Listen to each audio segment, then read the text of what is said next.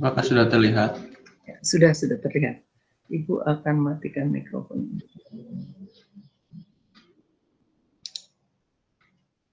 Ya baik, dimulai saja. Assalamualaikum warahmatullahi wabarakatuh. Waalaikumsalam warahmatullahi wabarakatuh. Pada kesempatan hari ini, insya Allah akan menyampaikan penulisan laporan ilmiah bagian inti. Dengan anggotanya saya, Fahmi Afiar Prayudia dengan NIM 181144006 dan rekan saya, Irsyadrian Najai dengan NIM 181144011.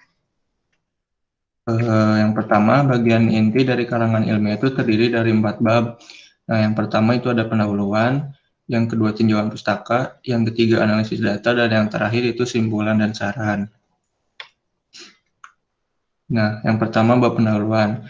Bab pendahuluan itu merupakan bab pertama dari karya tulis ilmiah yang berisi jawaban apa dan mengapa penelitian itu perlu dilakukan oleh penulis. Bagian ini memberikan gambaran mengenai topik penelitian yang hendak disajikan oleh penulis.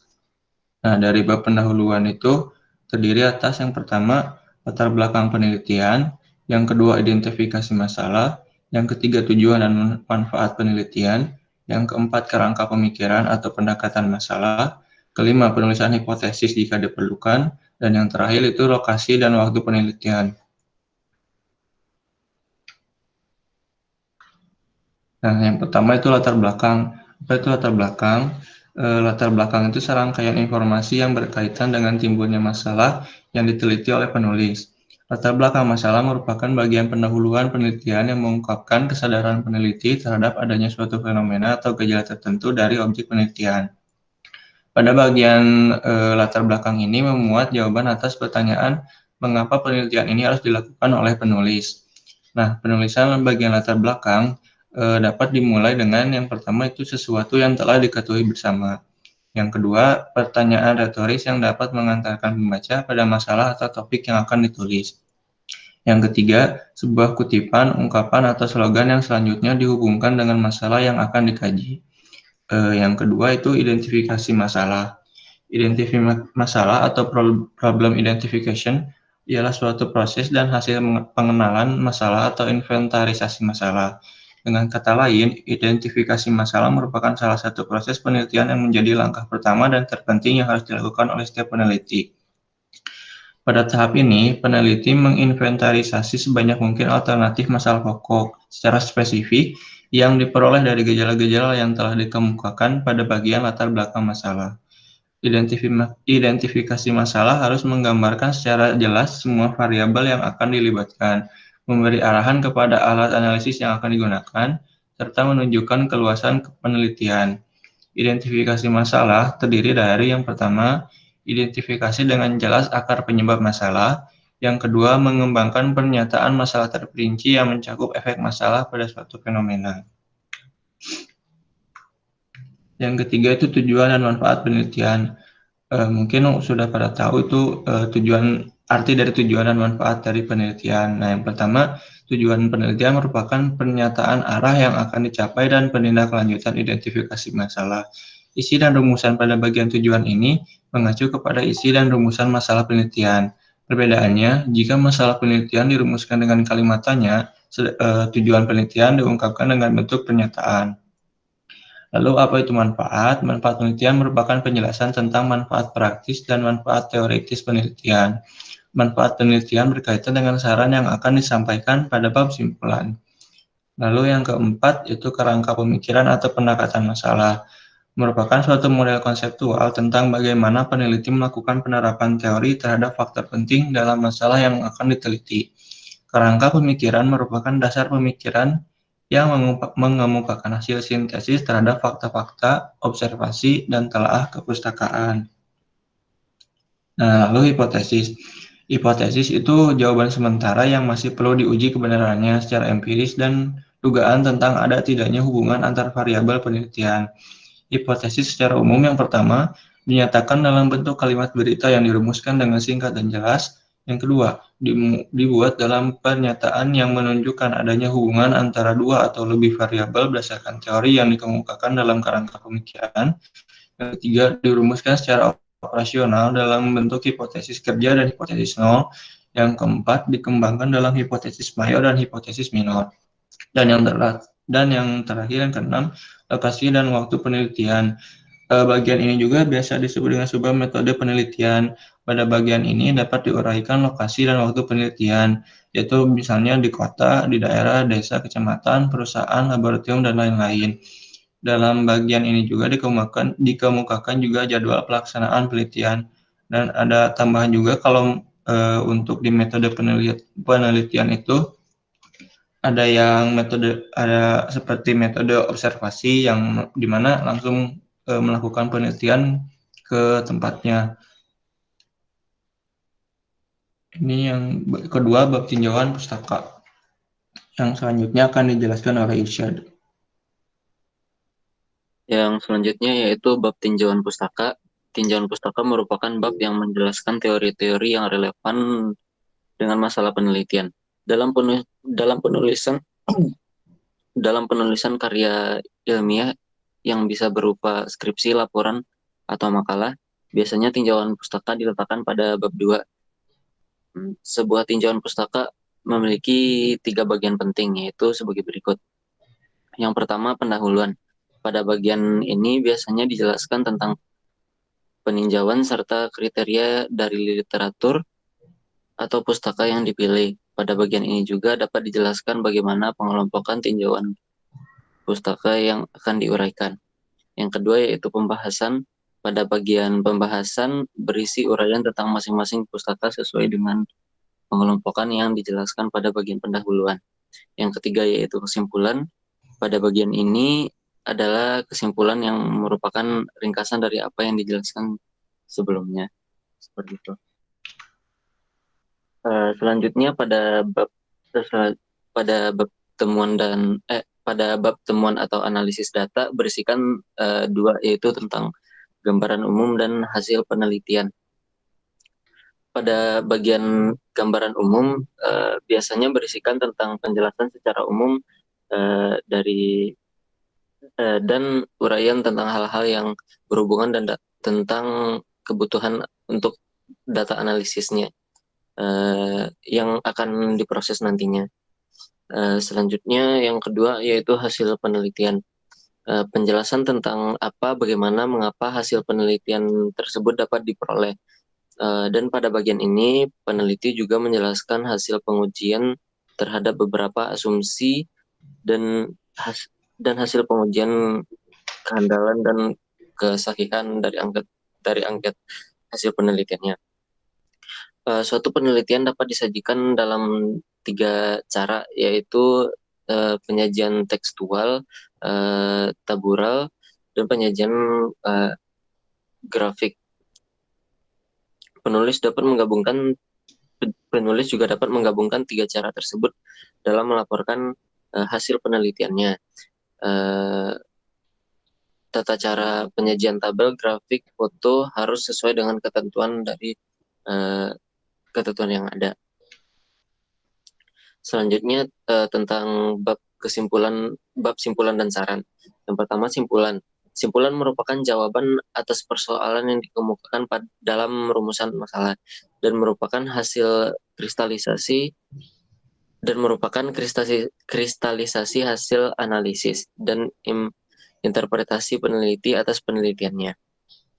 Untuk laporan yang mengajukan hipotesis, simpulan merupakan jawaban atas terbuktinya atau tidak terbuktinya kebenaran hipotesis tersebut. Berikut ada beberapa cara untuk membuat kesimpulan yang bagus. Yang pertama, harus menjawab pertanyaan dari masalah yang ada. Yang kedua, merupakan rangkuman isi tulisan dalam versi yang lebih padat, singkat, dan segar dan mudah dimengerti. Yang ketiga, menjabarkan hal khusus menjadi hal umum. 4, bisa menarik pembaca untuk melahap semua isi tulisan. 5, bisa menstimulasi pembaca untuk berpikir dan berefleksi. Yang keenam yaitu memotivasi pembaca untuk melakukan suatu hal sesuai dengan tema yang dibahas. Selanjutnya untuk saran. Saran merupakan implikasi atau konsekuensi berdasarkan simpulan. Saran juga dapat berisi tentang saran juga berisi tentang cara dari penyempurnaan penelitian yang dilakukan oleh saran juga berisikan tentang poin tentang cara dari penyempurnaan penelitian yang sama yang akan dilakukan oleh penelitian lain. Umumnya berupa imbauan, anjuran yang menyangkut aspek operasional, kebijakan, atau konsep. Harusnya bersifat konkret, realistis, bernilai praktis, dan terarah. Judul bab akan berubah menjadi simpulan jika tidak terdapat saran di dalam bab ini. Sekian dari presentasi kami. Apakah ada yang ingin ditanyakan?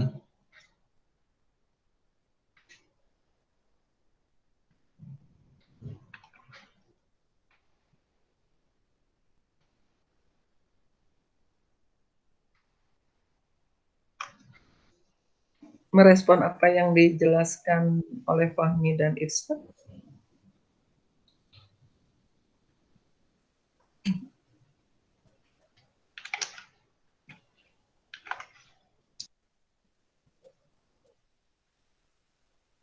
Tidak ada pertanyaan? Dari saya belum ada. Indah belum ada. Aulia? Dari saya belum. Ini untuk bab pendahuluan terutama ya di bagian inti ini sangat penting sekali ya. Jadi kalau kita sudah memahami, kalau kita sudah ajak apa yang dikemukakan di dalam bab pendahuluan, maka bab-bab berikutnya itu sebetulnya mudah. Ya, kalau kemarin kalian membuat langkah-langkah awal yaitu merumuskan topik, tujuan, kemudian kerangka karangan sampai akhirnya merumuskan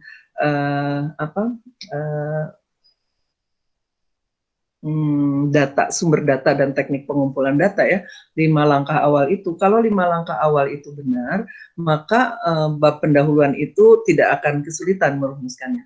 Tapi kalau belum memahami di dalam 5 langkah awal itu, maka bab pendahuluan masih agak sulit merumuskannya ya. Jadi kalau kita presentasikan dalam proses penelitian ini sampai misalkan publikasi ya, di akhirnya itu ketika kita melakukan perumusan awal atau 5 langkah di awal itu sebetulnya 20% karya tulis itu sudah jadi. Ketika Anda dengan tepat merumuskan bab pendahuluan, maka sebetulnya 50% atau sampai 60% itu penelitian itu sudah jadi.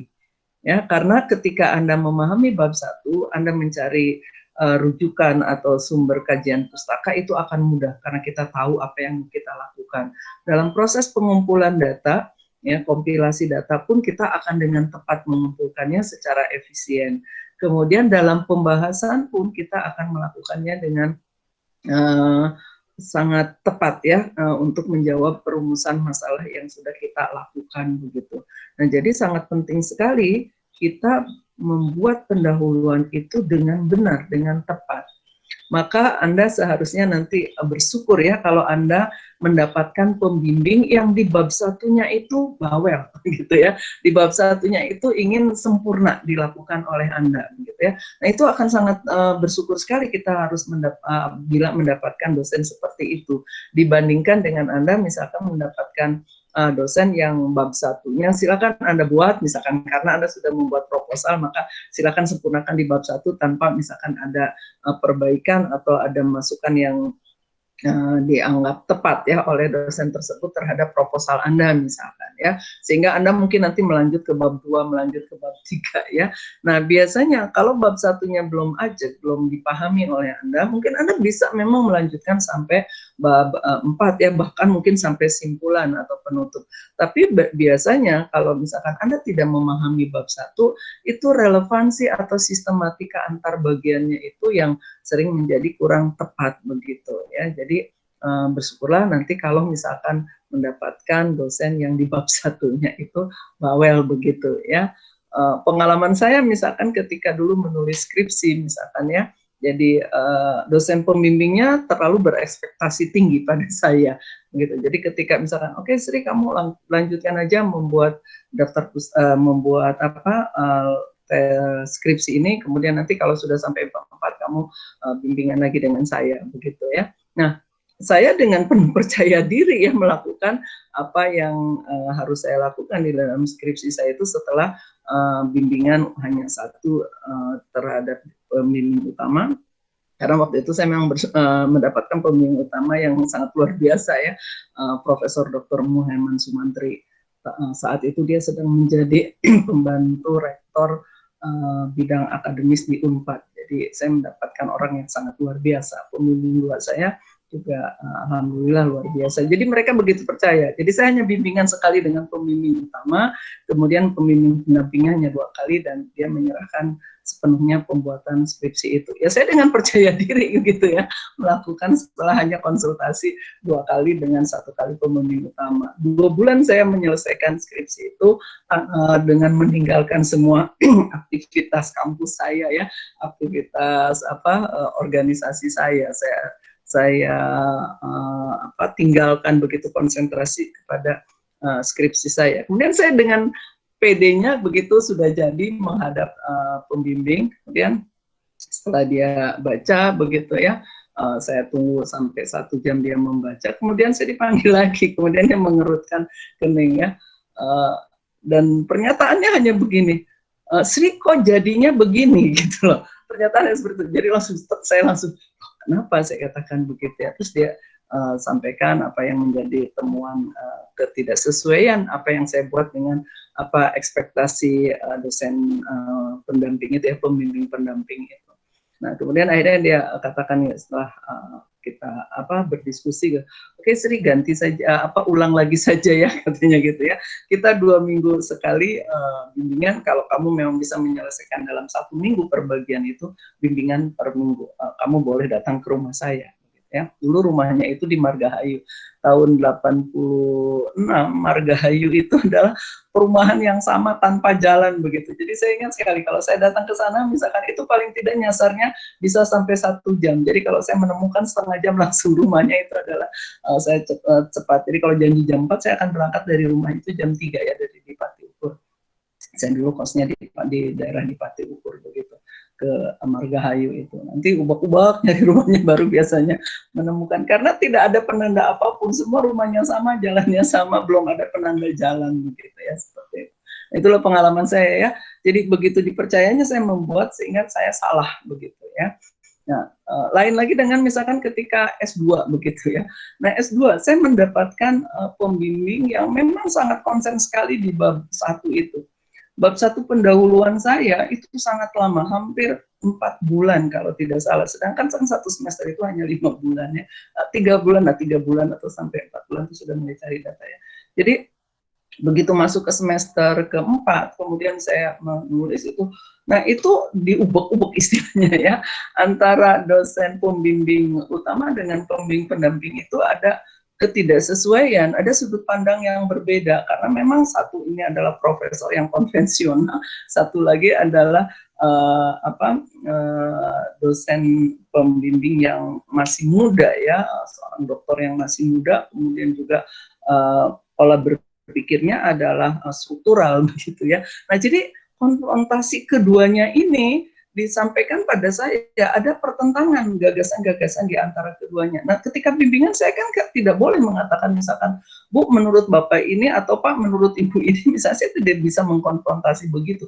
Tapi saya harus bagaimana bisa mencari benang merah di antara 2 teori yang berbeda, antara tradisional dengan modern atau dengan struktural itu begitu ya. Nah, jadi 3 bulan itu di bab 1 tidak henti-hentinya. Setiap minggu bimbingan.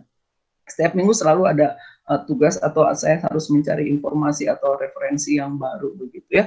Sementara teman-teman saya hanya 1 bulan, begitu bulan kedua itu sudah mereka mencari data, sudah ada yang bereksperimen, sudah sampai ada yang ke dalam pembahasan begitu. Jadi saya bilang, waduh jangan-jangan saya nggak bisa tepat waktu nih 4 semester ya untuk kuliah S2-nya begitu ya.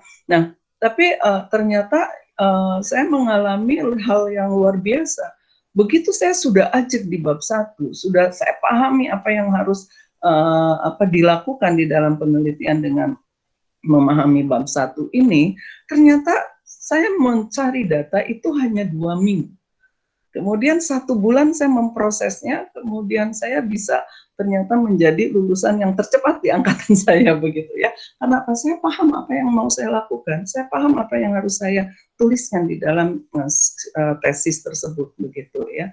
Nah, jadi teman-teman saya yang asalnya sudah mulai cari data, bahkan sudah ada pembahasan, itu ternyata mereka karena tidak ajak tadi di bab 1 itu mendapat kendala, ada yang harus cari lagi data, ada yang harus lagi mengganti justru data, dan yang sangat fatal adalah mengganti kembali apa yang menjadi rumusan di dalam pembahasan tesisnya, karena tidak bisa misalkan dicari data yang sangat akurat untuk menyelesaikan tesisnya tersebut. Nah, itu banyak kendala seperti itu. Jadi betul-betul bab 1 harus dipahami.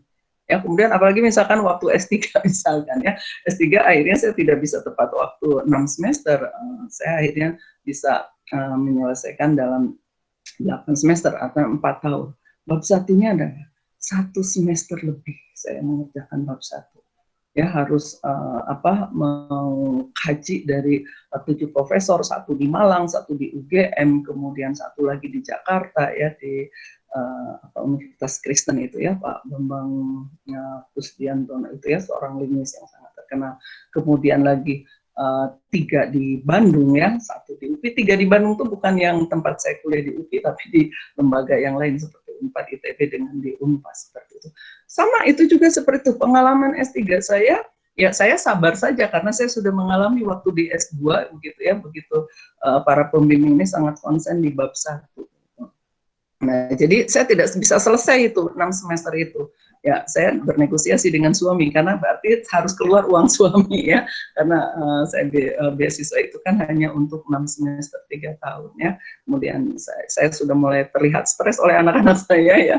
Jadi anak-anak saya protes, "Mah, kenapa sih sekarang sering marah begitu?" Ternyata ya itu kaitannya dengan disertasi yang tidak selesai 6 semester ya. Saya negosiasi dengan suami, minta uang suami untuk membayar uang kuliah begitu ya, karena tidak selesai itu dalam 1 semester lebih itu bab 1 ya. Nah, kemudian sama seperti di S2, begitu selesai bab 1 saya dengan lancar menyelesaikan disertasi saya sehingga bisa selesai dalam 3,5 tahun ya. Jadi semester ke-8 itu sudah di wisuda. Nah, itu pengalaman saya bagaimana pentingnya kita memahami bab 1 itu.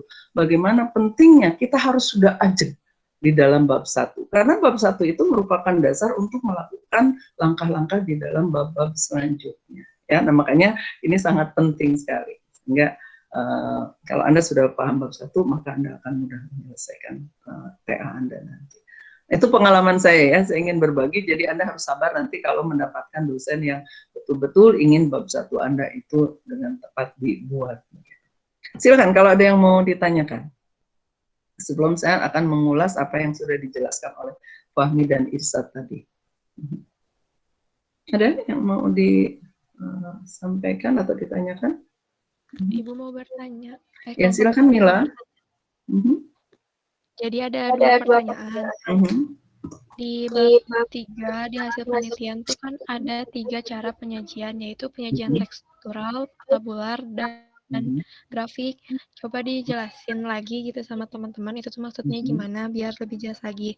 Itu pertanyaan pertama. Dan pertanyaan kedua, kenapa hipotesis tuh opsional gitu, tergantung boleh ada boleh enggak, itu tuh kenapa? Ya, silakan Fahmi dengan Irsad, ini pertanyaan yang sangat baik ya. Ada dalam penyajian di bab pembahasan itu bisa teks, bisa berupa tabulasi, bisa berupa grafik atau bagan ya. Kemudian mengapa hipotesis itu tentatif dalam sebuah penelitian? Fahmi, mungkin Irsad mau menjelaskan. Iya, mau jawab yang pertanyaan pertama. Tadi tuh yang ini ya, 3 cara penyajian ini kan. Nah, yang udah saya baca kemarin tuh mungkin gak dimasukin sama saya ke PPT. Kalau yang penyajian tekstual tuh penyajiannya berupa kalimat, paragraf, yang berupa kayak gitu penjelasan. Nah, kalau misalnya penyajian tabular, kalau penyajian tabular tuh berbentuknya kayak tabel gitu, dan di tabelnya di si data itu tuh dikelompokkan berdasarkan kategori-kategori tertentunya. Dan yang untuk penyajian grafik, mungkin sudah pada tahu bagaimana penyajian grafik. Kalau penyajian grafik tuh misalnya kayak survei gitu, tahun segini, misalnya survei populasi, misalnya tahun 2001 ada berapa ratus ribu populasi, 2002 ada berapa ratus ribu populasi. Nah, nanti penyajian itu berupa grafik bisa, misalnya kalau setiap tahunnya itu populasinya naik, si grafiknya akan naik juga. Nah, seperti itu penyajian grafik yang saya tahu gitu. Dan untuk yang hipotesis, Isyad mau jawab dulu yang hipotesis.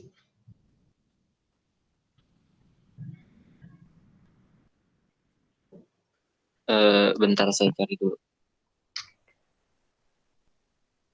Oke, sambil nunggu Isyad mungkin mau kasih gambaran dulu kenapa hipotesis. Mana?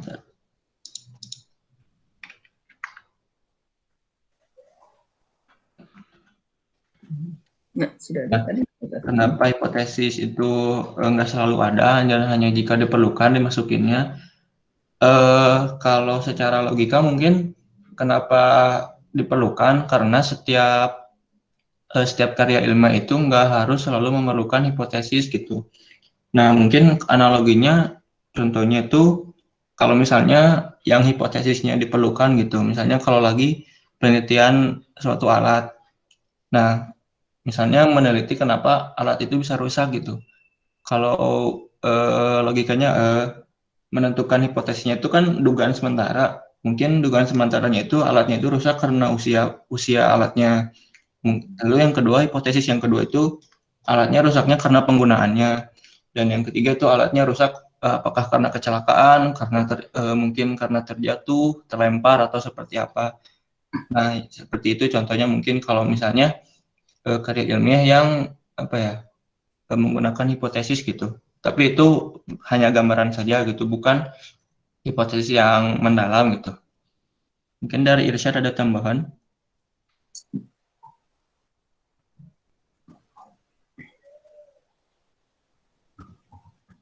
Silakan Irsa. Kalau dari yang saya baca kan hipotesis itu kan menyatakan pernyataan yang didasarkan pada perkiraan mengenai hubungan antara dua variabel. Di sini menjadi opsional mungkin karena tidak semua, kalau menurut pendapat saya ya, mungkin tidak semua penelitian memerlukan hipotesis dalam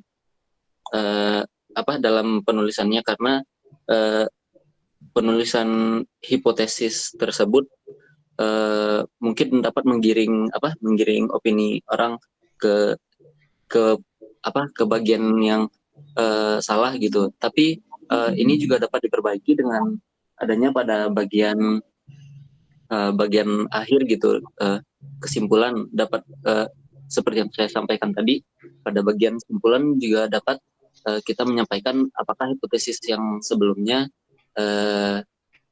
itu benar atau salah, seperti itu. Mungkin seperti itu, Bu, jawaban dari sayanya, Bu. Silakan, ada lagi yang mau, atau dari yang lain mungkin mau menjelaskan juga selain Fahmi dan Irsa tentang hipotesis, terutama ya kalau tentang tadi pembahasan bisa dijadikan dalam bentuk teks, tabula, dan grafik, cukup jelas ya. Silakan, yang tentang hipotesis ini. Tadi ada suatu pernyataan dari Fahmi yang tidak semua penelitian itu harus menggunakan hipotesis, ya betul itu. Kemudian, nah sekarang penelitian yang bagaimana yang harus menggunakan hipotesis? Fahmi tadi memberikan dengan contoh ya. Tapi secara umum penelitian seperti apa? Ada yang tahu nggak? Biasanya pada umumnya. Ada yang tahu? Penelitian seperti apa yang lazim menggunakan hipotesis?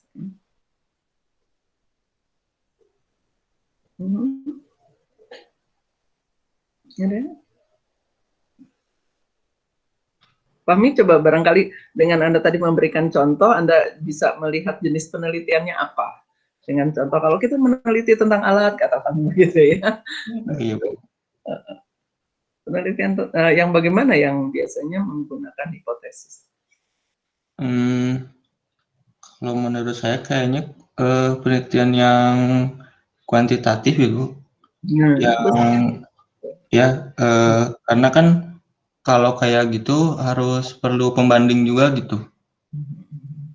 Ya, paradigma penelitian ya, paradigma penelitian itu ada 2, bahkan sekarang Creswell mengatakan menambah 3, menggabungkan. Jadi paradigma penelitian ada yang disebut dengan kualitatif, kuantitatif, dan mixed method, artinya menggabungkan keduanya, yaitu kualitatif, kuantitatif. Betul yang dikatakan Fahmi, pada umumnya penelitian kuantitatif itu adalah akan menggunakan hipotesis, karena tadi misalkan di sini hipotesisnya dia akan menggunakan hipotesis nol biasanya ya. Nah, hipotesis nol kalau Anda misalkan pernah coba-coba membuka program SPSS ya, penggunaan pengolahan statistik dengan komputerisasi itu, nah itu biasanya dia akan meminta apa hipotesis yang sudah kita rumuskan dari penelitian kita. Jadi betul penelitian paradigma kuantitatif pada umumnya memerlukan hipotesis ya. Nah itu bila dilihat dari paradigma. Nah sekarang kalau dilihat dari metode, coba. Dari metode ini penelitian yang bagaimana yang pada umumnya menggunakan atau memerlukan hipotesis ya. Dasar metode penelitian itu kan kalau berdasarkan untuk dalam rangka mengolah datanya itu kan hanya 3 ya asalnya, yaitu ada penelitian historis, ada metode historis, ada metode deskripsi, dan ada metode eksperimen ya. Nah, jadi ketika kita misalkan ini mau mencari data dan mengolahnya, kalau data-data itu adalah fenomena-fenomena masa lampau, ya, maka sangat tepat Anda menggunakan metode historis. Nah, metode itu kan suatu cara yang sudah teruji kebenarannya. Nah, dalam metode historis ini kita harus mengumpulkan data atau fenomena masa lalu, kemudian kita menganalisisnya, mengklasifikasinya, sehingga kita bisa membuat suatu simpulan. Itulah metode historis. Ya. Nah, kemudian misalkan kalau fenomena atau datanya yang sedang terjadi ya masa kini misalkan, maka sangat tepat Anda menggunakan metode deskripsi, yaitu metode yang mengumpulkan, menganalisis, dan mengklasifikasi data atau fenomena yang ada sehingga bisa ditarik suatu atau dirumuskan suatu simpulan. Nah, yang berbeda adalah metode eksperimen. Metode eksperimen itu data atau fenomenanya kan tidak ada karena kita mau bereksperimen, mau mencoba begitu ya. Nah, maka dalam metode eksperimen ini dikatakan metode yang menghubung-hubungkan variabel-variabel baru sehingga bisa dirumuskan suatu simpulan. Nah, bagaimana kita bisa menghubungkan variabel-variabel baru itu? Tentu harus berdasarkan suatu postulat, suatu asumsi, suatu aksioma. Kalau dalam istilah penelitian, artinya ada suatu pernyataan ya, atau mungkin bisa berupa suatu teori, suatu dalil yang bisa kita jadikan sebagai patokan kita merumuskan variabel baru itu. Nah, dalam metode eksperimen ini pada umumnya dibutuhkan suatu hipotesis. Ya, bagaimana kita sekarang merumuskan hipotesis? Harus tadi ada suatu dasar yang menjadi titik tolak kita merumuskan hipotesis. Nah, dasar atau titik tolak kita merumuskan hipotesis ini, itulah yang disebut dengan postulat, aksioma, dan asumsi. Dari mana kita merumuskan postulat, aksioma, asumsi itu adalah dari teori yang sudah mapan, teori yang sudah ajak, dari pendapat seorang ahli yang sudah teruji kebenarannya, atau dari suatu hukum, dari suatu hukum, dalil, teori, pendapat, ada lagi satu lagi saya lupa ya, itu yang memang sudah tidak diragukan lagi kebenarannya. Nah, berdasarkan postulat atau anggapan dasar itulah kita merumuskan simpulan sementara, karena hipotesis itu adalah simpulan sementara. Tapi dalam penelitian kita tidak boleh mengarahkan penelitian kita supaya simpulan yang sudah kita rumuskan sementara ini menjadi benar begitu ya, tidak boleh. Nah, ini kan hanya simpulan sementara. Penelitian dilakukan berdasarkan metode, apakah nanti hasilnya hipotesis kita terbukti atau tidak, itu tidak jadi persoalan di dalam hasil penelitian kita ya. Nah, jadi hipotesis itu adalah simpulan sementara yang dirumuskan berdasarkan postulat, aksioma, atau asumsi ya. Nah, hipotesis ini biasanya dilakukan dalam penelitian tadi kalau berparadigma kuantitatif dan yang berupa eksperimen, ya. Nah, tapi bukan berarti dalam metode historis atau deskripsi itu juga tidak bisa dirumuskan hipotesis. Silakan saja dirumuskan hipotesis dalam dua penelitian tadi, ya. Tapi tadi hipotesisnya ini harus berdasarkan suatu postulat tadi. Jadi kalau memang misalkan ada postulatnya, artinya ada dasar yang bisa kita jadikan sebagai dasar kita merumuskan suatu simpulan sementara, silahkan. Tapi kalau tidak, jangan dipaksakan, begitu ya. Anda melakukan penelitian harus selalu ada hipotesis, begitu. Tapi memang betul, dengan ada hipotesis ini sebetulnya kita sudah bisa paling tidak mengarah gitu ya, mengarah penelitian kita. Tapi tadi hati-hati, jangan dijadikan penelitian kita itu untuk membenarkan hipotesis yang sudah kita rumuskan, ya. Jadi dengan adanya hipotesis itu sudah akan terarah penelitian itu, simpulannya akan seperti itu. Hanya simpulannya kan tinggal tidak sesuai dengan hipotesis atau tidak, gitu ya. Nah, itu yang disebut dengan hipotesis tadi, ya. Jadi hipotesis akan ada bila penelitian yang pertama adalah eksperimen, kemudian yang kedua adalah paradigma penelitiannya kuantitatif, pada umumnya seperti itu. Tapi tidak menutup kemungkinan di dalam penelitian kualitatif atau Anda menggabungkan, ya, mixed method tadi antara kualitatif dan kuantitatif, itu pun bisa muncul hipotesis. Dalam penelitian deskripsi dan historis pun bisa dimunculkan hipotesis, ya, seperti itu. Nah, kalau kuantitatif tuh hipotesisnya tuh sudah jelas gitu. Anda tinggal buka SPSS, Anda tinggal pahami apa yang disebut dengan hipotesis 0 atau hipotesis H1, misalkan H0, ya, tinggal dipahami, itu sudah jelas. Tadi kita akan bermain dengan data berupa angka biasanya, ya, seperti itu. Kemudian saya ingin hanya mempertegas jawaban dari Fahmi tadi tentang dalam penelitian kita bisa menggunakan ketiga teknik ini, ya. Jadi sangat baik kalau misalkan dalam pembahasan Anda menyajikannya dalam bentuk tiga hal ini. Ada teksnya, ada tabulasinya, ada grafik atau bagannya, begitu. Jadi jangan gini. Kemarin pada laporan PKL, ya, yang dilakukan oleh kakak kelas Anda, itu banyak sekali mahasiswa yang menyajikan misalkan tabel, kemudian menyajikan grafik, tapi tanpa ada penjelasannya. Misalkan ini, hal tersebut misalkan bisa dilihat, atau misalkan pemasangan tiang pancang bisa dilihat pada gambar berikut ini, misalkan, ya. Nah, itu kan berupa misalkan bisa bagan dan sebagainya, bisa gambar dan sebagainya. Tapi itu dibiarkan saja tanpa ada penjelasan. Nah, seharusnya apakah Anda itu menyajikan tabulasi, menyajikan bagan atau grafik, atau menyajikan gambar, itu harus ada teksnya, harus ada deskripsinya, harus ada penjelasannya, begitu, ya. Jadi ketika Anda menyajikan misalkan ada grafik, apalagi grafiknya misalkan berupa kurva, terjadi peningkatan dan ada masa penurunan dan Anda meningkat lagi misalkan. Nah, itu harus Anda jelaskan. Bukan dibiarkan begitu saja, misalkan hasil dari pengolahan data bisa dilihat pada grafik berikut ini, sudah saja. Jadi si pembaca itu disuruh menyimpulkan sendiri, disuruh mengamati sendiri, disuruh mendeskripsikan sendiri.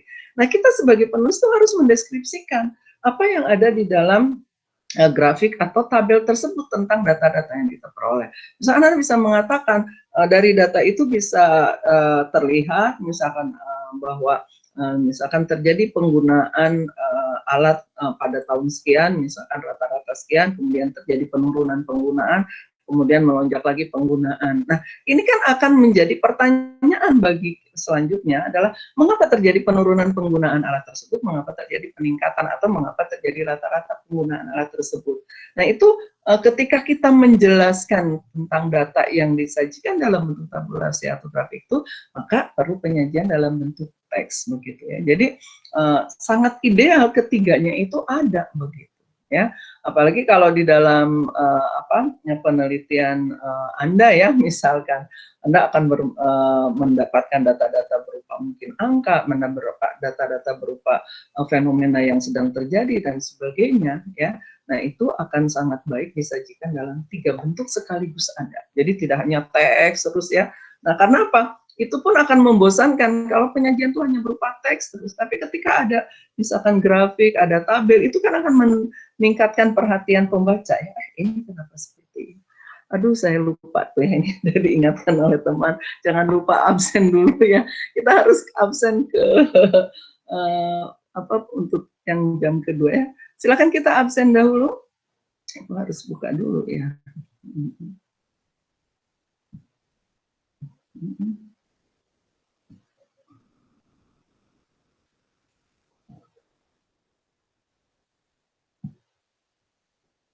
Waduh, deskripsinya harus diisi dulu lagi. Kalau ini bisa nggak? Oke.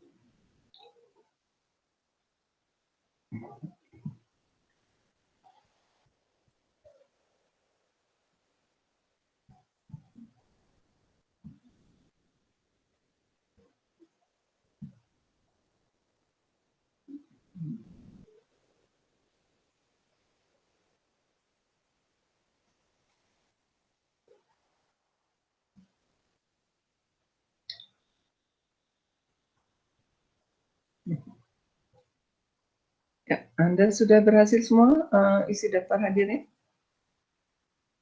Saya sudah, Bu. Sudah, Bu. Ya, alhamdulillah. Ada yang gagal? Yang tidak bisa? Misi? Bisa, Bu. Bisa, Bu, sudah. Alhamdulillah ya. Baik, kita lanjutkan ya.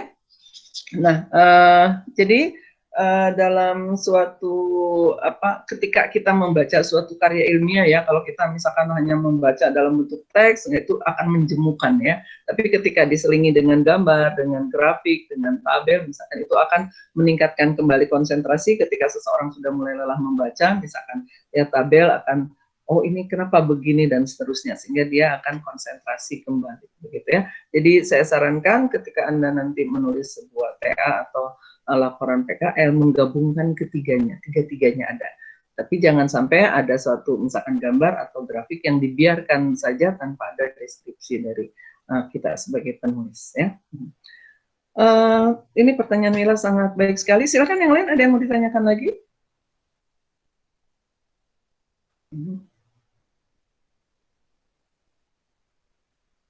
Enggak? Ya, belum ada. Kalau tidak, saya ingin menegaskan kembali saja ya apa yang sudah dijelaskan oleh Fahmi dan Irsa tadi, yaitu yang pertama yaitu tentang latar belakang ya.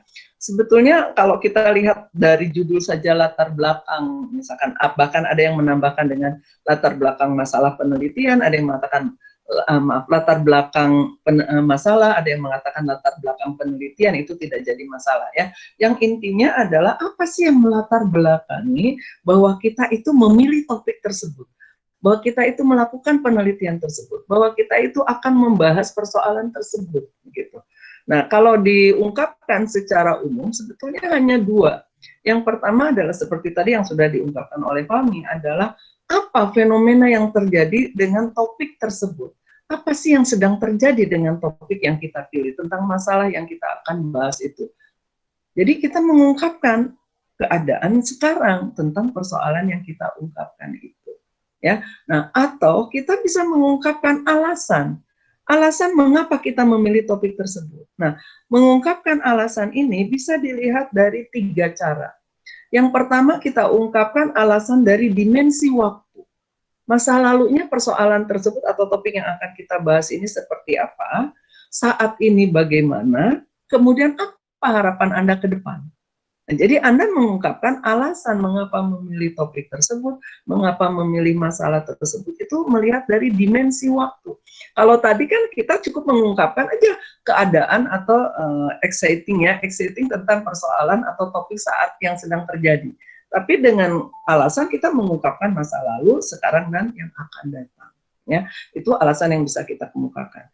Kemudian yang kedua, ini kita bisa mengemukakan juga adanya gap, adanya kesenjangan antara teori dan kenyataan. Misalkan dalam satu teori, kalau misalkan kita membangun sebuah gedung dengan di dalam keadaan tanah yang labil misalkan, maka gedung itu hanya boleh sampai misalkan 5 lantai misalkan. Nah, tapi kenyataannya misalkan sekarang ini banyak sekali gedung-gedung yang dibangun di dalam tanah yang tidak stabil, tapi lebih dari 5 lantai. Nah, dalam teori itu maksimal 5 lantai, tapi kenyataannya misalkan lebih dari 5 lantai. Nah, disinilah Anda mengungkapkan alasan mengapa Anda memilih persoalan tersebut, karena adanya ketidaksesuaian antara kenyataan dengan teori yang ada misalkan. Nah, itu pun bisa kita ungkapkan di latar belakang. Tadi ini sudah sebagian dijelaskan oleh Fahmi tentang ini ya. Kemudian yang ketiga adalah hal yang memotivasi kita. Jadi kita ungkapkan alasan dari motivasi, mengapa Anda memilih persoalan tersebut. Nah, ini jangan, kalau hal yang memotivasi itu diungkapkan dengan keberadaan kita, dengan pendidikan kita. Misalkan, oh karena saya mahasiswa TPGG, maka saya memilih persoalan tentang perawatan misalkan. Nah, tidak begitu, bukan itu. Tapi apa motivasi Anda mempersoalkan misalkan masalah pentingnya perawatan gedung misalkan berlantai 10 itu misalkan. Nah, itu pun kita bisa berdasarkan dari teori atau juga postulat-postulat yang ada, kita kemukakan alasannya itu ya. Nah, jadi kita bisa mengungkapkan latar belakang ini.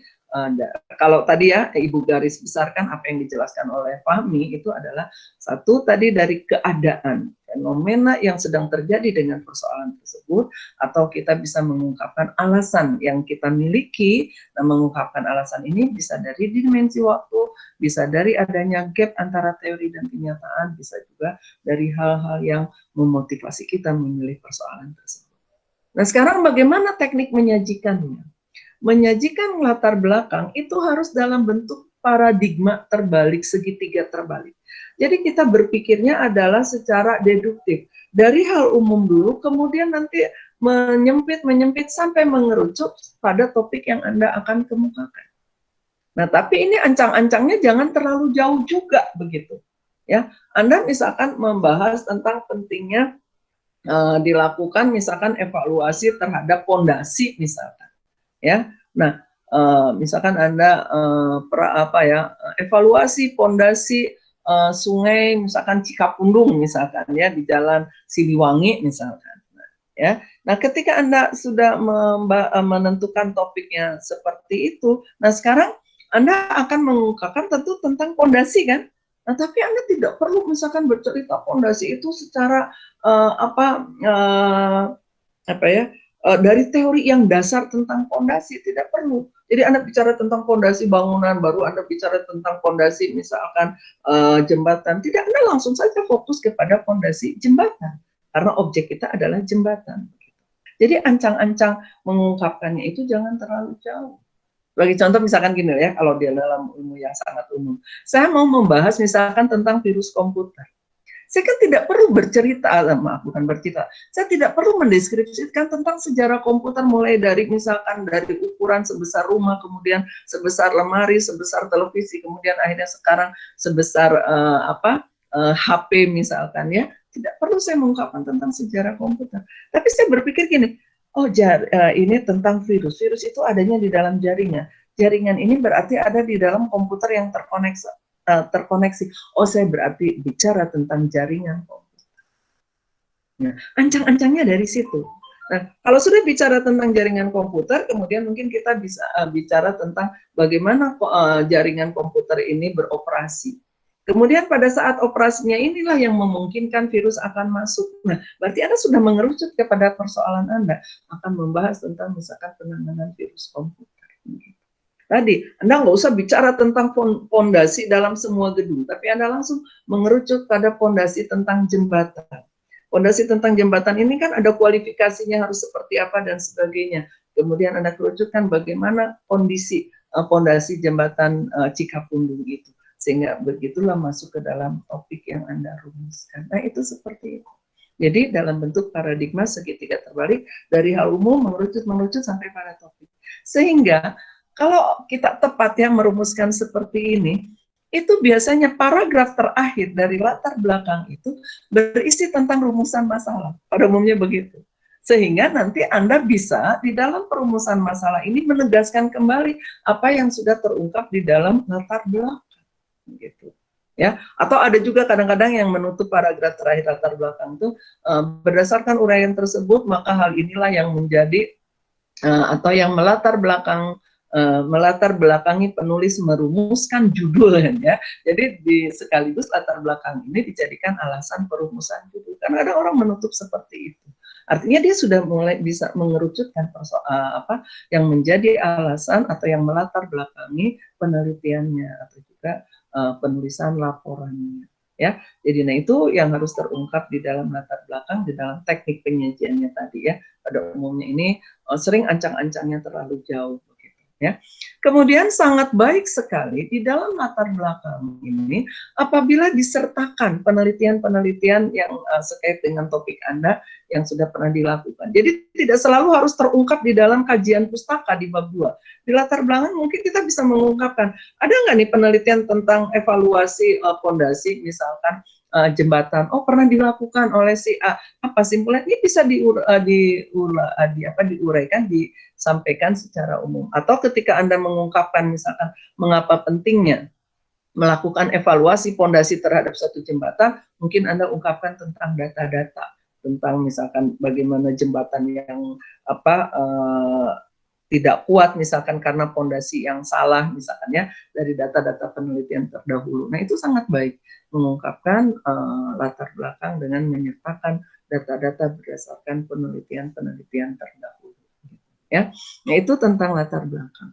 Nah, kemudian saya tadi tertarik sekali dengan pernyataan Fahmi dalam rumusan masalah berupa pertanyaan. Ya, nah ini hati-hati ya. Pertanyaan penelitian memang relevan dengan rumusan masalah. Tapi rumusan masalah itu tidak selalu berupa pertanyaan penelitian, bahkan sebaiknya pertanyaan penelitian itu merinci dari rumusan masalah. Nah ini saya melihat pada umumnya mahasiswa langsung menulis judulnya perumusan masalah, tapi isinya adalah pertanyaan penelitian. Nah, sehingga akan muncul pertanyaan, apa sebetulnya persoalan yang Anda rumuskan? Ya. Nah, sebetulnya kan ketika kita merumuskan masalah, itu pola berpikir kita itu sudah memikirkan tentang itu, yaitu di 5 langkah awal itu. Coba pertanyaan saya, ketika kapan sebetulnya kita merumuskan masalah dari 5 langkah yang ada itu? Itu merumuskan topik, merumuskan tujuan, merumuskan tema, merumuskan kerangka karangan, dan merumuskan sumber dan teknik pengumpulan data. Nah, sebetulnya saat langkah keberapa atau saat langkah yang mana kita sudah merumuskan masalah itu? Saat apa? Saat langkah yang mana? Sebetulnya kita sudah merumuskan masalah. Di tujuan, bukan? Betul, saat merumuskan tujuan. Saat Anda merumuskan tujuan, itu sebetulnya proses bernalar kita itu merumuskan masalah.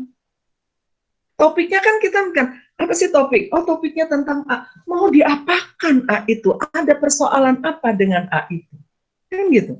Sehingga kita merumuskan tujuan. Nah, proses bernalar kita itu kalau kita coba petakan ya di dalam suatu langkah, itu sebetulnya kan 3. Yang pertama kita mengidentifikasi masalah. Apa aja sih persoalan tentang fondasi ini? Oh, tentang kekuatannya, tentang materialnya, tentang kedalamannya, tentang dan sebagainya. Teridentifikasilah ada misalkan 10 persoalan yang bisa dibahas tentang fondasi. Kan kita sudah mulai membatasi nih. Mau dibahas semua. Oh, kita berpikiran, oh, pengetahuan saya kurang. Waktu saya tidak cukup. Karena TA ini biasanya hanya 4 bulan.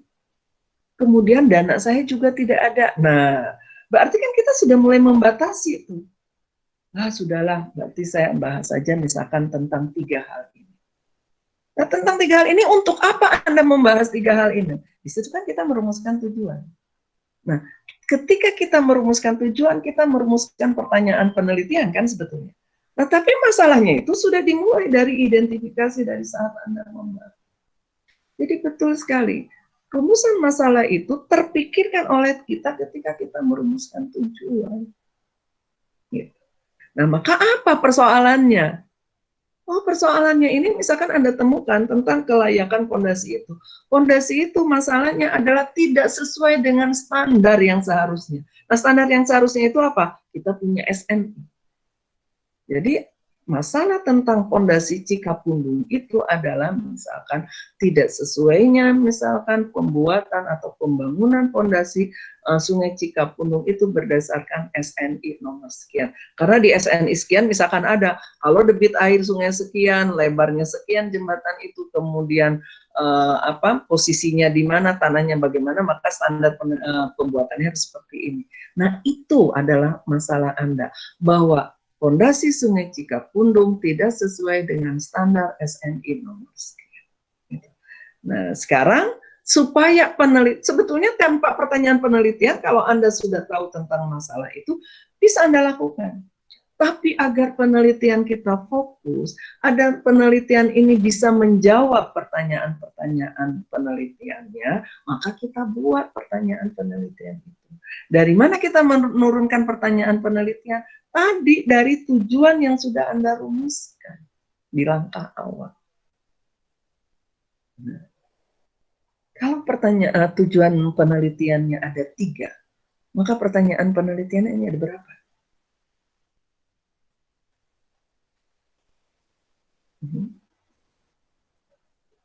Kalau tujuan penelitian kita 3, menghitung debit air Sungai Cikapundung, kemudian misalkan memprediksi kelaikan pondasi Sungai Cikapundung, misalkan merumuskan solusi atau merancang ulang mungkin ya, kalau Anda karena ini SNI misalkan merancang ulang pondasi Sungai Cikapundung, maka pertanyaan penelitiannya ada berapa?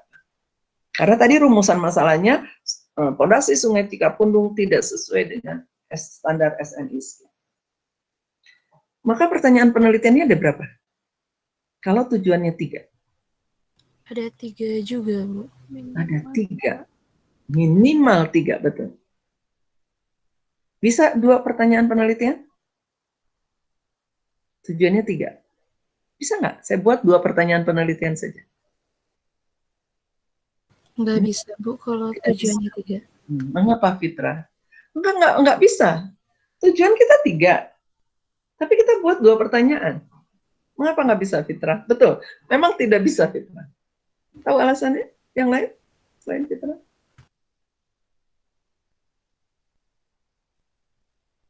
Berarti ada satu tujuan yang tidak terpenuhi dong, Bu? Betul, Cynthia. Berarti nanti tidak akan terpenuhi satu tujuannya, tidak bisa tercapai. Kalau tujuan tidak bisa tercapai, berarti kan penelitian kita gagal. Karena kita sudah menetapkan 3 tujuan itu. Jadi kalau ada 3 pertanyaan, 3 tujuan, maka minimal pertanyaan penelitian itu 3. Boleh nggak jadi 4 atau jadi 5? Boleh, Bu. Boleh. Boleh. Misalkan tadi ya tujuannya merancang ulang pondasi Sungai Cikapundung.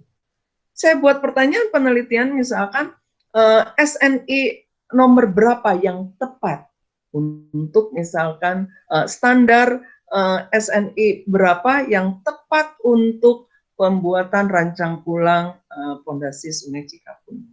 Kemudian pertanyaan keduanya, bagaimana rancang ulang yang tepat untuk pondasi Sungai Cikapundung? Mungkin saya tambah lagi pertanyaannya, berapa RAB yang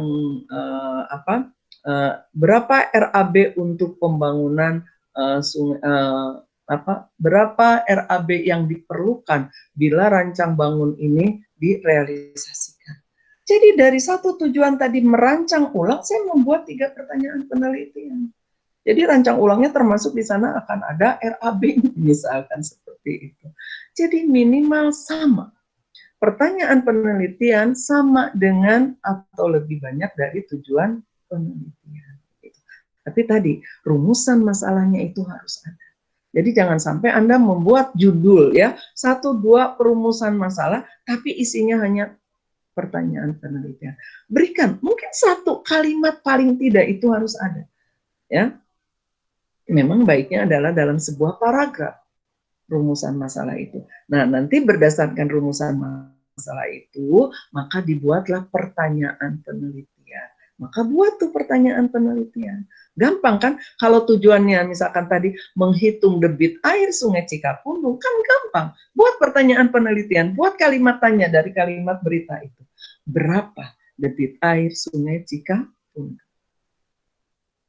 Kalau tadi misalkan memprediksi kelayakan penggunaan pondasi Sungai Cikapundung, berarti Anda tinggal menghitung misalkan berapa lama penggunaan pondasi ini akan bertahan, pondasi Sungai Cikapundung ini dapat digunakan dan dapat digunakan dalam jembatan tersebut misalnya. Nah, itu tinggal seperti itu. Jadi pertanyaan penelitian itu untuk memfokuskan ya langkah-langkah di dalam pencapaian simpulan sebetulnya itu. Makanya dalam suatu penelitian itu harus ada benang merah tuh antara tujuan, rumusan masalah, dan simpulan. Kalau tujuannya 3, rumusan masalah 3, simpulan itu harus mencakup ketiganya. Ketika simpulan itu hanya mencakup 2, berarti ada data yang tidak diperoleh atau data yang tidak lengkap. Jadi saya kalau misalkan menilai TA ya, atau misalkan menilai suatu karya tulis dalam sebuah lomba, saya lihat dulu benang merah itu. Apa sih tujuannya? Tujuannya dengan rumusan masalahnya ini. Relevan tidak? Kemudian baru dilihat relevan tidak dengan simpulan. Ketika tidak ada benang merah di antara tujuan, rumusan masalah, dan simpulan, berarti data itu salah. Atau data itu tidak lengkap. Atau pengolahan datanya yang tidak benar. Bisa seperti itu. Jadi nggak akan dia lihat dulu tuh data-datanya tidak. Ya. Atau paling simpel lihat, benar tidak ada relevansinya tidak antara tujuan dengan perumusan masalah. Jangan-jangan tujuannya A, rumusan masalahnya Z. Bisa jadi begitu. Berarti tidak dipahami oleh pembuat laporan tersebut tentang tujuan dengan apa yang disebut dengan rumusan masalah. Ya, jadi hati-hati, pertanyaan penelitian itu bagian dari perumusan masalah. Ya, ketika Anda memberikan judul perumusan masalah, maka jangan isinya hanya pertanyaan penelitian. Nah, kemudian sekarang bagaimana kalau judul itu diganti dengan deskripsi masalah? Pernah melihat seperti itu? Bab 1 tidak rumusan masalah, tapi deskripsi masalah. Nah, kalau deskripsi masalah, Anda jangan membuat kalimat tanya di dalam paragraf itu. Karena Anda harus mendeskripsikan, Anda harus merinci masalah-masalah yang dikemukakan. Ya, nah jadi mungkin isinya sama dengan pertanyaan penelitian, tapi tidak dibuat dalam bentuk kalimat tanya, apalagi dalam bentuk perincian. Ya, Anda harus membuat dalam bentuk paragraf. Kalau judul itu diberi dengan deskripsi masalah. Ya, kemudian biasanya deskripsi masalah ini akan dibatasi. Jadi ini salah sekali kalau kita menempatkan urutannya pembatasan masalah baru rumusan masalah. Nah, ini kurang tepat. Seharusnya rumusan masalah dahulu baru pembatasan atau ruang lingkup masalah ya, karena Anda ungkapkan dahulu secara umum masalahnya, baru Anda batasi, Anda berikan ruang lingkup yang akan Anda bahas. Jadi ini urutan juga harus hati-hati di dalam penempatan. Kalau Anda mencantumkan keduanya antara perumusan masalah dengan ruang lingkup masalah atau batasan masalah, maka harus ungkapkan dulu perumusan masalah baru ruang lingkup masalahnya ya, yaitu kaitan antara rumusan masalah dengan tujuan ya. Tadi ada tujuan dengan manfaat ya, jadi hati-hati, tujuan itu harus kita capai sebagai peneliti atau penulis, sedangkan manfaat ini adalah implementasi yang dilakukan baik itu oleh penulis maupun oleh orang di luar penulis atau oleh pembaca. Jadi manfaat itu sebetulnya lebih diarahkan kepada pihak di luar peneliti atau di luar pembaca ya. Nah, tadi diungkapkan, manfaat bisa diungkapkan secara teoritis dan secara praktis. Nah, untuk kita mahasiswa S1, mahasiswa diploma begitu ya, atau vokasi, untuk manfaat teoritis itu jauh sekali ya. Saya sering kan, oh ini mudah bermanfaat secara teoritis. Itu tuh biarkan untuk nanti Anda kalau di S3. Ya, karena memang kalau Anda kuliah sampai S3, Anda harus misalkan menemukan teori baru atau dalil baru atau hukum baru, atau Anda melemahkan teori dalil yang ada misalkan ya, atau Anda bisa menemukan suatu perbedaan teori-teori yang ada itu. Nah, disitulah akan muncul manfaat secara teoretis gitu. Tapi kalau kita kan pembahasannya saja kan, apalagi untuk pendidikan vokasi politeknik itu kan mengimplementasikan ya, kita itu merealisasikan, mengimplementasikan, menerapkan teori-teori yang ada. Ya, jadi kita belum menemukan suatu teori yang baru. Ya. Nah, jadi tidak perlulah manfaat teoritis, tapi manfaat praktisnya saja. Ya, apa nih manfaat praktis dengan merancang ulang misalkan fondasi?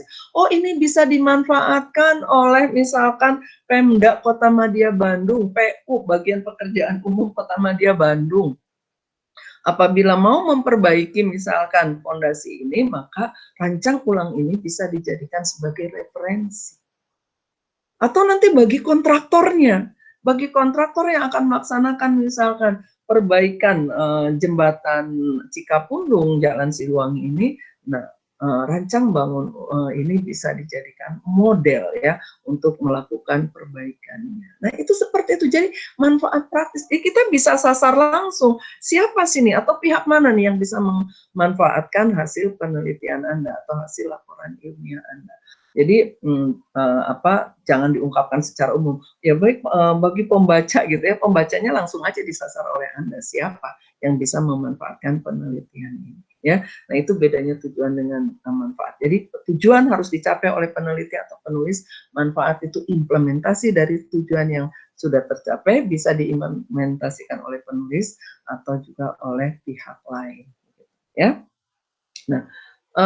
Kemudian di dalam bab 1 ini ya, biasanya ada yang satu judul lagi yaitu sistematika penulisan. Nah, ini sistematika penulisan sama seperti hipotesis ya, tentatif, boleh ada, boleh tidak. Tapi sebetulnya sistematika penulisan ini sangat baik disajikan untuk memberikan gambaran kepada pembaca bagaimana karya tulis Anda ini tersaji. Jadi ketika dia masuk ke dalam bab pendahuluan ini, dia tahu, oh ini loh yang melatar belakangi.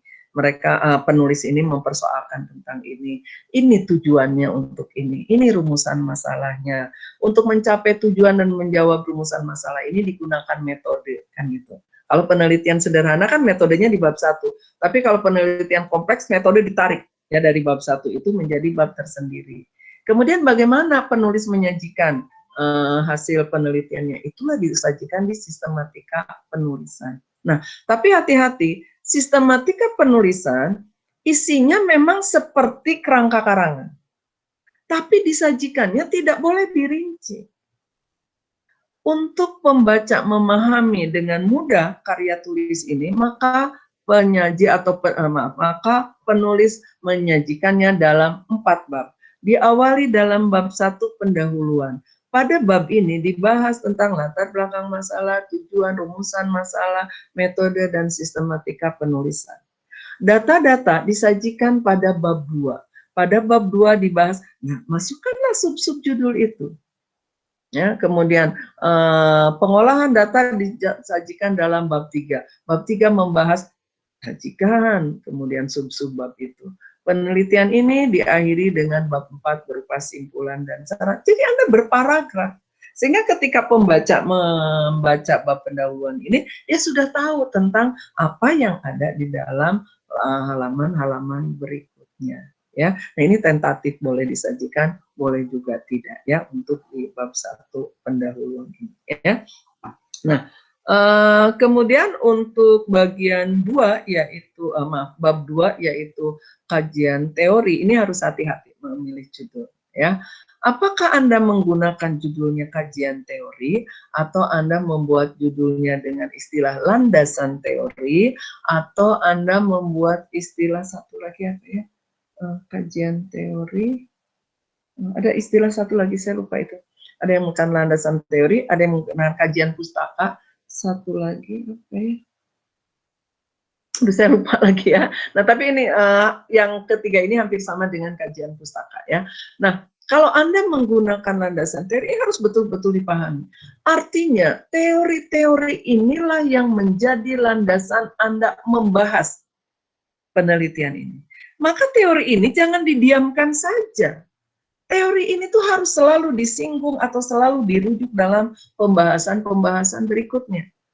Dengan teori inilah Anda jadikan teori ini sebagai titik tolak Anda melakukan penelitian di dalam bab-bab berikutnya atau menulis dalam bab-bab berikutnya. Nah, kalau Anda memberikan judul landasan teori, Anda tidak perlu mengkajinya. Ya, ungkapkan saja teori-teori tersebut. Ya. Jadi misalkan apa yang berkaitan dengan masalah tadi fondasi. Oh ini tentang kontur tanah. Nah, Anda ungkapkan apa itu yang disebut dengan misalkan tanah konturnya, kemudian kelembutannya atau stabilitas tanah. Kemudian kaitan dengan apa lagi nih? Fondasi ini. Anda ungkapkan semua. Mungkin jenis-jenis fondasi, metode fondasi. Itu teori-teori yang ada. Tapi teori ini ingat harus sesuai dengan objek penelitian Anda itu, yaitu yang berhubungan erat dengan tadi objeknya adalah fondasi Sungai Cikapundung. Jadi fondasi yang seperti apa yang untuk sungai itu kan berbeda dengan untuk bangunan. Yang untuk bangunan gedung jangan dibahas di situ. Anda ungkapkan aja jenis fondasi sungai. Jangan Anda ungkapkan jenis fondasi, semua jenis fondasi, mau gedung, mau rumah, mau apa Anda ungkapkan. Sehingga kadang-kadang bab 2-nya lebih tebal dari bab pembahasannya. Gitu. Kalau Anda memberikan judul dengan landasan teori. Artinya teori-teori itu yang dijadikan titik tolak pembahasan Anda berikut. Nah, sekarang kalau Anda menggunakan istilah kajian pustaka, dikaji dong pustaka itu. Kalau dikaji itu kan bisa Anda ungkapkan keunggulannya, kelemahannya, atau Anda bandingkan dengan yang lain. Apa hasil kajian Anda? Oh, teori ini tepat. Teori ini ada kelemahan, gitu ya. Jadi kalau kajian teori itu biasanya oleh mahasiswa-mahasiswa S2, S3, karena dia harus mengkaji. Dari apa keunggulan teori ini, kelemahannya, apa sih, dan sebagainya. Gitu. Tapi kan di kita menggunakan istilahnya kalau nggak salah di sipil kajian teori ya. Kajian pustaka gitu. Jadi Anda cari pustaka-pustakanya, Anda kaji, Anda berpendapat tentang pustaka-pustaka itu. Apa sih pentingnya kita menganalisis atau menyampaikan kajian pustaka ini? Yang pertama adalah menambah wawasan kita. Oh, penelitian tentang ini sudah ada hasilnya seperti ini. Nah, kalau kita sudah tahu penelitian itu sudah ada, di mana posisi penelitian kita? Sama nggak dengan penelitian orang lain? Kalau sama, hati-hati. Jangan terjadi plagiarisme. Oh, ini topiknya sama, tapi objeknya berbeda. Itu kan di sungai, misalkan Musi, ini kan sungai Cikapundung. Gitu, ya. Oh, ini sama-sama juga sungai Cikapundung. Tapi kan penelitian itu, analisis fondasinya saat misalkan musim hujan. Debit airnya cepat, kemudian permukaan airnya naik. Saya kan dalam keadaan musim kemarau, berbeda lagi. Jadi tahu posisi penelitian kita ya dengan penelitian-penelitian orang lain itu ada di mana posisi penelitian kita. Itu pentingnya kajian pustaka. Kemudian kajian pustaka ini pun kan menjadi landasan kita menganalisis apa yang ada di dalam bab-bab pembahasan gitu.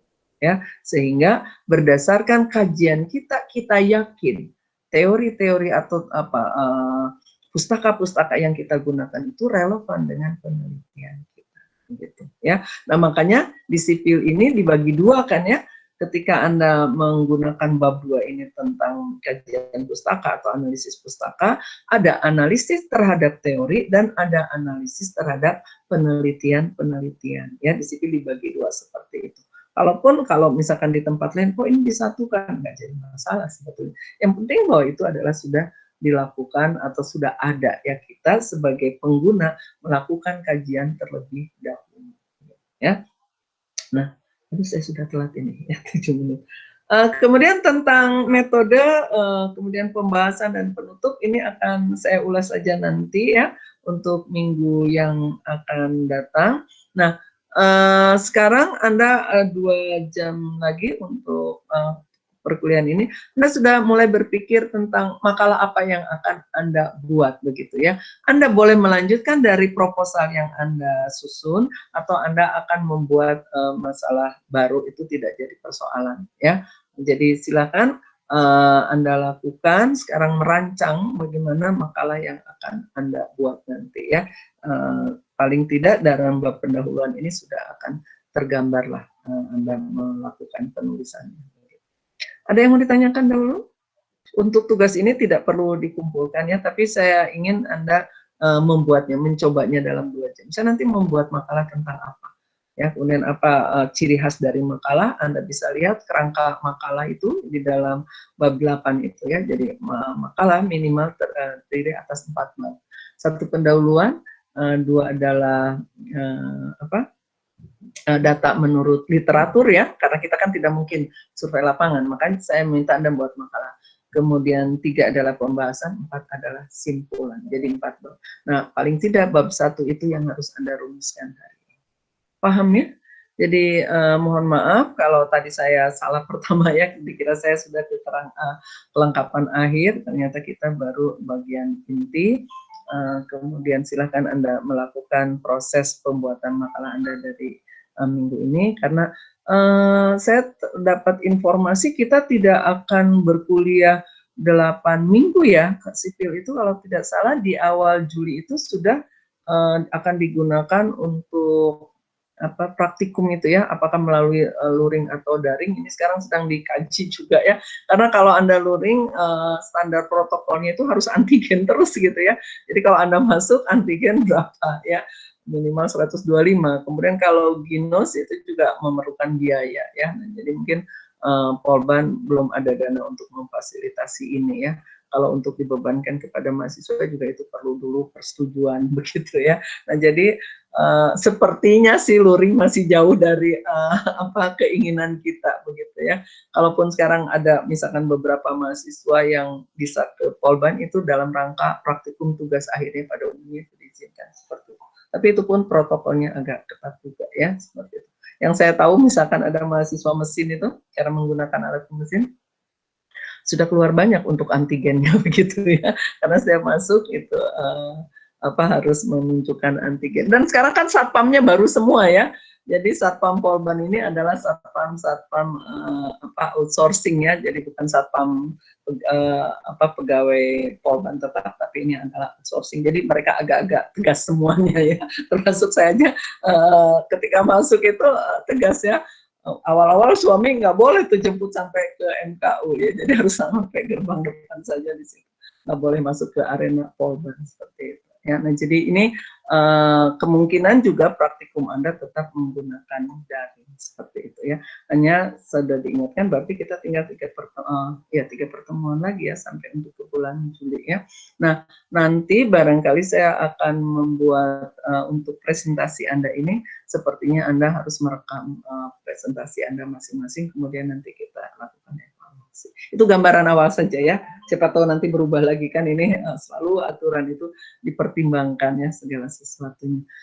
Baiklah, saya akan pamit saja ya dari Anda, kemudian silakan Anda melakukan aktivitas praktikumnya, tapi nanti di absen saya tetap akan mengakhirinya adalah pukul 10.40 ya. Ya, selamat bekerja. Saya langsung pamit saja ya. Wassalamualaikum warahmatullahi wabarakatuh. Waalaikumsalam. Waalaikumsalam. Terima kasih Bu.